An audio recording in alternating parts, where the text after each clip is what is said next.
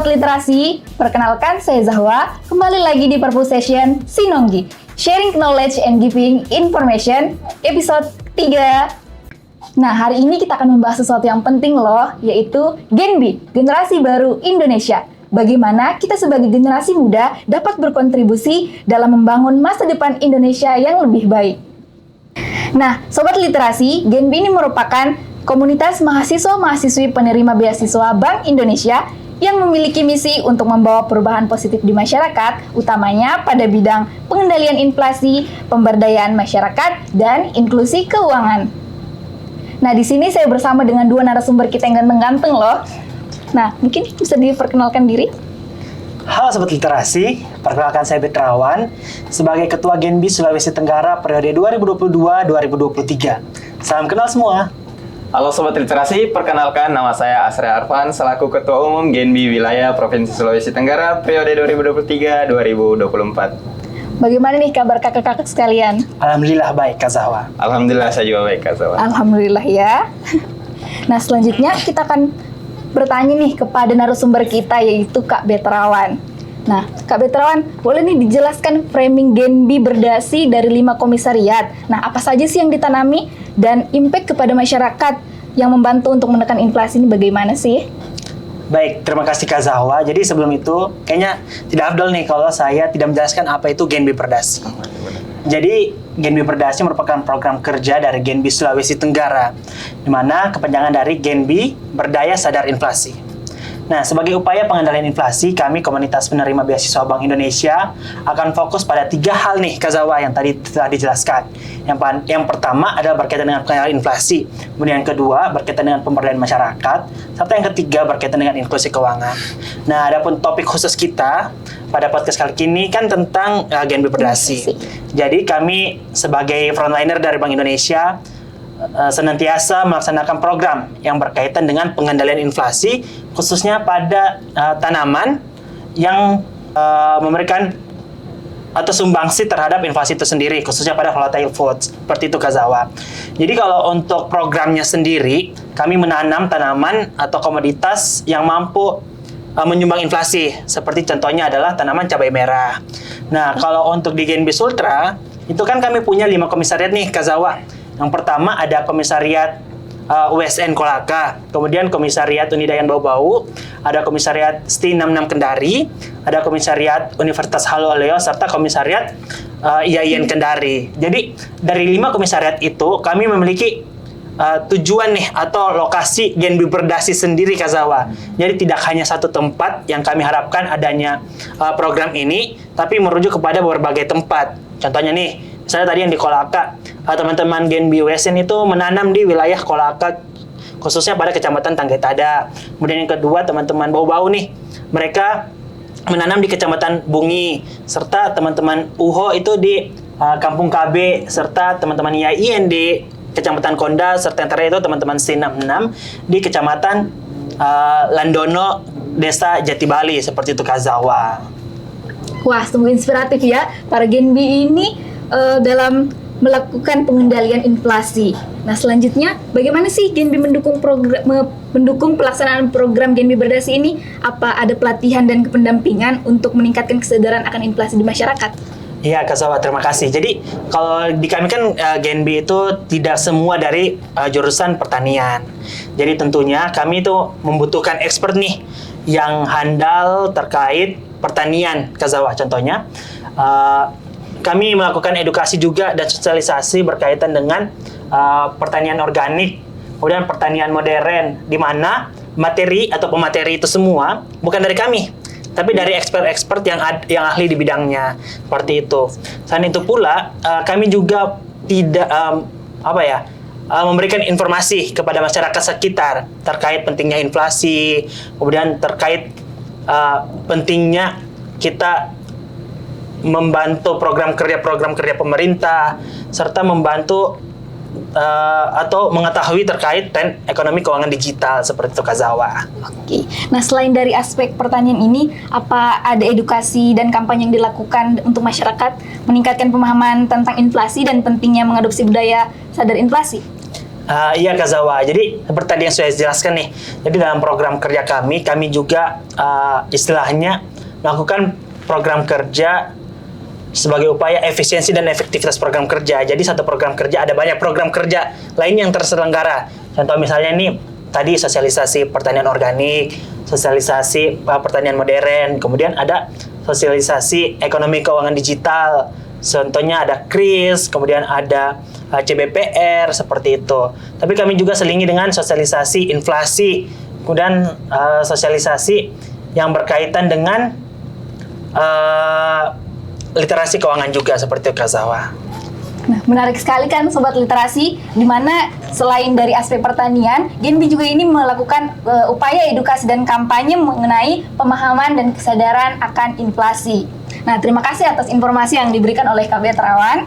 Nah, selanjutnya ada Kak Asrea. Nah, di mana Kak Asrea ini akan melanjutkan program dari KB Terawan yang sudah dilakukan sebelumnya. Nah, apa saja sih program kerja yang akan dihadirkan oleh Genbi di masa tahun 2024 ini? Ya, baik, terima kasih Kak Sawa. Jadi tentu teman-teman semua banyak sekali program-program kerja yang kami lanjutkan dari periode sebelumnya dan bahkan kami perbarui. Karena kami rasa beberapa program dari periode sebelumnya itu masih layak dan bahkan masih berimpact besar kepada masyarakat. Nah, misal contohnya seperti Leadership Forum. Nah, di mana Leadership Forum ini membuat teman-teman Genbi atau membentuk teman-teman Genbi menjadi future leader, sebagaimana tugas Genbi itu sendiri, menjadi pemimpin di masa yang akan datang. Nah, misal juga yang kedua ada capacity building. Nah, di mana capacity building ini adalah suatu kegiatan yang mendatangkan suatu expert yang kemudian mengedukasi teman-teman Genbi. Nah, sehingga dari situ insight teman-teman Genbi semua bisa meningkat. Nah, yang ketiga ada lapak baca yang berkolaborasi langsung dengan Bank Indonesia Provinsi Sulawesi Tenggara. Jadi dalam kegiatan lapak baca ini kami selalu terjun kepada masyarakat yang kiranya memiliki tempat-tempat yang strategis. Nah, kami lihat kalau untuk di Kendari itu sendiri ada di kolam retensi, kami laksanakan lapak baca sekitar 2 kali seminggu. Jadi untuk teman-teman semua yang ada di Kendari mungkin bisa datang nanti ke sana gitu, membersamai kami begitu Kak Sawa. Dan yang keempat mungkin ada Genbi Berdasi yang sebagaimana sudah dijelaskan oleh KB Terawan tadi. Nah, mungkin kalau di periode sebelumnya mereka nanamnya cabai merah gitu. Namun kalau di periode kami nanamnya bawang merah. Nah, karena dari dua komoditas ini yang memiliki impact yang besar terhadap pengendalian inflasi seperti itu. Dan yang terakhir yang terbaru dari periode kami ada yang namanya Genbi Aktif. Nah, ini adalah program kerja baru dari periode kami yang dimana nanti kami akan mengundang teman-teman dari organisasi luar atau komoditas luar untuk bisa belajar bersama dengan kami. Nah, nanti tugas dari Genbi itu kami mendatangkan pemateri-pemateri yang ahli yang kemudian nanti akan mengedukasi teman-teman yang ada di luar juga seperti itu. Jadi nanti dia seperti webinar. Jadi kita secara online, jadi itu tidak akan menguras tenaga teman-teman yang dari luar untuk bisa belajar bersama kami. Begitu Kak Zawa. Wah, keren banget ya Sobat Literasi, ada banyak program kerja yang akan hadir oleh Genbi di tahun 2024 ini. Nah, selanjutnya bagaimana sih mengatasi tantangan dari program Genbi Berdasi ini? Wah, benar banget. Mungkin tadi sudah sedikit disinggung oleh Mas Betrawan. Kalau kita berbicara terkait problem atau masalah, tentu di tiap kegiatan banyak sekali masalah. Terutama di kegiatan Genbi Berdasi ini, mungkin secara garis besar ada 2 masalah. Yang pertama, kita ingin menanam namun kita tidak memiliki lahan. Itu masalah yang pertama. Yang sehingga kita harus mencari lahan yang kemudian bisa berkolaborasi kepada masyarakat, yang dimana nanti mungkin teman-teman Genbi menyiapkan bibitnya. Kemudian nanti teman-teman Genbi juga melakukan controlling atau penyiraman setiap hari ataupun setiap pekan. Dan kemudian nanti hasilnya ini kami berikan kepada masyarakat, kami bagi-bagikan kepada masyarakat. Nah, salah satu tujuannya ya ini untuk mengendalikan inflasi. Nah, masalah yang kedua adalah masalah latar belakang pendidikan kita. Nah, kami semua berasal dari latar belakang pendidikan yang berbeda-beda. Namun sedikit sekali dari kami yang memiliki latar belakang pendidikan pertanian, yang sehingga hal tersebut mengharuskan kita untuk belajar sendiri bagaimana sih cara bertani yang baik dan benar. Nah, sehingga sebelum kita terjun kepada masyarakat, kita harus belajar terlebih dahulu. Seperti itu Kak Sawa. Oke, baik Kak Asrea, kegiatan Genbi yang masih dilaksanakan di 5 komisariat dan berbagai daerah mungkin bisa dijelaskan?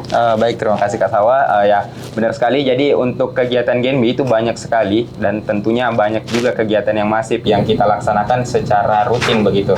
Nah, mungkin yang pertama ada Genbi Mengajar. Jadi Genbi Mengajar ini adalah Genbi yang adalah kegiatan yang dimana teman-teman Genbi turun kepada masyarakat, turun kepada teman-teman SMA, SMK, yang kemudian di situ kita ajari mereka, kita edukasi mereka. Nah, yang kita edukasi kepada mereka banyak sekali, misal dari inflasi, apa sih itu inflasi? Yang kedua juga ada yang namanya CBPR, dan yang ketiga ada namanya KRIS. Nah, apalagi KRIS ini, Kak Sawa, penting banget. Apalagi kita hidup di zaman modern, tentu kita harus mengetahui bagaimana sih bertransaksi melalui cara-cara yang modern, seperti itu. Seperti itu, Kak Sawa. Oke, baik. Terima kasih ya Kak Asria atas penjelasan mengenai beberapa program kerja Genbi yang telah dijalankan. Nah, selanjutnya adalah closing statement dari dua narasumber kita, di mana di sini untuk Kak Asria. Bagaimana sih cara atau upaya Kak Asria untuk mengedukasi masyarakat mengenai sadar inflasi? Oke, baik, terima kasih Kak Sawa. Jadi bagaimana sih upaya kami untuk mengedukasi masyarakat? Nah, salah satu upaya yang paling penting yakni bagaimana kami terjun langsung kepada masyarakat. Nah, seperti di kegiatan Genbi Berdasi kemarin, kami terjun langsung kepada masyarakat untuk bisa menyentuh masyarakat itu sendiri. Karena kalau kami edukasi melalui online seperti itu, jadi mungkin tidak akan sampai kepada masyarakat. Jadi kami berinisiatif untuk langsung terjun kepada masyarakat, kami langsung edukasi masyarakat di tempat tersebut, yang kemudian tidak hanya mengedukasi semata, tidak hanya teori semata, tapi kami juga langsung mempraktekkan.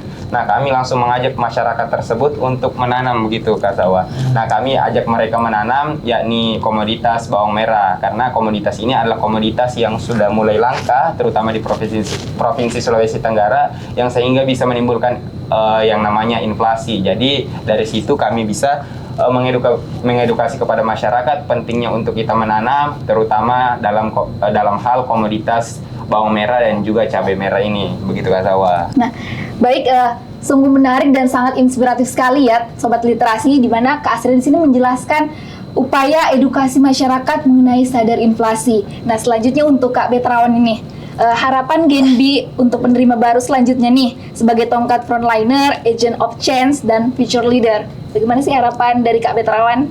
Baik, terima kasih Kak Zawa. Jadi harapan saya kepada teman-teman Genbi yang baru nih, Kak Zawa, selamat berproses nih di keluarga besar Genbi. Di sini ada banyak hal yang bisa kita eksplor atau kembangkan diri kita sendiri. Ada banyak ruang yang telah diberikan oleh Bank Indonesia berkaitan dengan pelaksanaan program kerja, serta ada banyak hal informasi yang kita tidak dapat di bangku kuliah, tapi kita dapat di organisasi ini atau komunitas ini. Seperti itu Kak Zawa. Jadi besar harapan saya kepada teman-teman penerima baru beasiswa Bank Indonesia bisa mengabdikan dirinya lebih baik lagi serta bertanggung jawab atas apa yang telah diambil dalam langkah hidupnya, seperti itu. Jadi teman-teman, kami telah menyediakan berbagai banyak program kerja sebelumnya. Kalau misalnya ingin dilanjutkan itu tidak apa-apa, tapi lebih baiknya nih bisa diimprove atau dikembangkan lagi nih. Mungkin di program kerja sebelumnya ada yang kurang, jadi program selanjutnya bisa ditambah nih yang kurang seperti ini. Jadi teman-teman pengurus bisa lebih bersatu lagi dalam mewujudkan cita-cita Genbi, yaitu Frontliners Bank Indonesia, kemudian ada Agent of Change, serta Future Leader, seperti itu Kak Sawa. Nah, terima kasih atas pemaparan dari dua narasumber kita nih. Nah, Sobat Literasi, itulah tadi pembahasan kita mengenai program kerja Genbi Generasi Baru Indonesia. Nah, di mana mereka ini akan berkomitmen untuk menciptakan Indonesia yang lebih adil, berkelanjutan, dan inovatif. Nah, mari kita dukung dan ikut berkontribusi dalam perubahan, dedikasi untuk Indonesia. Nah, teman-teman narasumber kita mungkin bisa kita tagline Genbi. Boleh, Kak Zawa. Oke. Genbi, energi untuk negeri. Genbi Sultra, Sasoito. Terima kasih sudah mendengarkan dan sampai jumpa di episode Purple Session selanjutnya. Salam.